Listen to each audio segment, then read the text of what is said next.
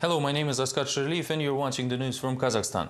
On June 7, 3 workers of the construction company climbed a tower crane in Astana and threatened to jump unless their demands to cover their salary debts will be fulfilled. On Monday, 3 workers of a construction company in Astana organized a high-concept protest by climbing a tower crane and threatening to jump unless they will be paid their salaries. Rescuers managed to persuade 2 protesters to climb down, after which they were taken to a police station. The remaining protester, Berik Kambaraliyev, remained on the top of the crane. I will not come down until I get paid. I don't ask for something that doesn't belong to me. Just give me my money. I have not seen a penny since winter. The construction workers climbed the crane at 9 in the morning, but were noticed only in the evening. The city authorities tried to conceal the information about the incident, but doctors, rescue workers and police were on duty at the site. This is already the second action taking place on the top of a tower crane in the last months. 3 weeks ago, a resident from South Kazakhstan, Kulzaynat Abylova, climbed the crane and demanded to be paid for undelivered cement from Kazimkan Masimov, the father of the incumbent prime minister. The tower argument reinforced the concrete action, and the about $170,000 were brought directly to the construction site. The debtor company promised to repay the money to the participants of the Monday protest. According to preliminary information, the company management, together with the prosecutor, went to the bank for the money. It seemed that the precedent created by Abylova is producing the inevitable effect. Observers say that the city authorities now think about dismantling all inactive construction cranes. Meanwhile, numerous ads on the lease of cranes near the government buildings sprung up on the internet. In just 6 days, the much talked about law on the leader of the nation can come into force. Last week, Nursultan Nazarbayev declined to sign the infamous, which actually does not mean much from the legal standpoint. On Monday, the advisor to the head of state, Yermuhamed Yertezbayev, made a statement to the press. He says that it is possible a famous bill will be adopted within a week. This will happen because Nazarbayev has not done anything specific to prohibit the law on the leader of nation, even though he had an opportunity to veto it or send it to the Constitutional Council. The president simply didn't sign it. Hence, at the moment, nothing prevents Nazarbayev to become the legal leader of the nation de jure. The president has not vetoed the bill and didn't send it to the Constitutional Council. At the same time, there is a provision that even if the bill is not signed, it can become a law. I do not believe he will veto the bill and it will be enacted on June 13th because it was passed by the parliament on May 13th. The co-chairman of the Social Democratic Party, Azad Jarmakhan Tuyakbay, said he expected the current development of events, adding that the authorities will see the law passed one way or the other. The unclear situation with this law creates the impression that the authorities are trying to see the reaction from the public and then leave themselves some room to maneuver, so that they can later interpret everything in their favor. Now on to the news from the regions of the country. Human rights activist Vadim Kuramshin, who openly spoke about the real situation in one of the Karagandas prisons, was charged with parole violation by allegedly leaving Petropavlovsk without notifying his local inspector.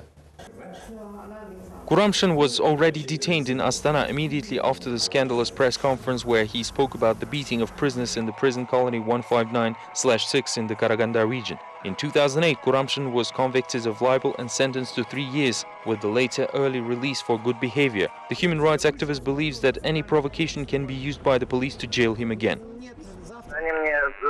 They impose requirements like I am a person under the supervision, although I am only registered. Thus, if I want to move around the country, I only have to notify them and not ask for their permission, as I say, which I did anyway about 10 times before this press conference. The regional prosecutor's office is examining the validity of the infamous prisoner beating video circulated on the internet. The preliminary findings were revealed during the Monday's press conference. Representatives of the prosecutor's office said the prisoner didn't declare a hunger strike. 5 people who cut open their stomachs explained to investigators that they were threatened with physical harm by correctional facility officers, although no reasons for threats were voiced by the supervisory authorities. In addition, citing a preliminary visual inspection, the senior assistant to prosecutors said a person on the video who was seen supposedly beating an inmate was dressed in a blue uniform jacket and a cap. The pants were not part of the uniform. These were civilian black pants, different from the uniform color. Jainagul Aydarkhan, the spouse of Aron Atabek, convicted for organizing public unrests in Shanarak, also spoke about terrible detention conditions in Kazakh prisons, noting that her husband is still tortured in the colony. In 2007, Aron Atabek was sentenced to 18 years of maximum security prison on the charges of organizing unrest in the district of Shanarak and Almaty. This spring, the poet dissident was transferred from a prison near the village Karajal of the Karaganda region to a penitentiary near Alkalık. This institution is known for its harsh conditions of detention. Jainagul Aydarkhan claims that her husband was placed in a solitary cell and tortured. She noted that other participants of Shanarak events were also tortured by the prison administration. Тараншиев – это 27-летний парень, который осужден за... Taranshiyev, a 27-year-old man convicted for Shanarak case, can no longer be considered a living person, as he was tortured to the point when his urogenital system was torn. He will not live for long and is still going only by his spirit. Он уже не жилец. Residents of the Almaty's Bakay district know firsthand about the unrest in Shanarak. Now they warn the authorities that the situation in the area might soon escalate and lead to social tension. A protest was held in a micro-district on Saturday, considered by many the last notice before the population will employ more drastic measures. Residents of the Almaty's infamous district Bakay appealed for help once again during a peaceful rally attended by about 100 people. By the time reporters arrived, the police already attempted to take away posters and disperse the crowd.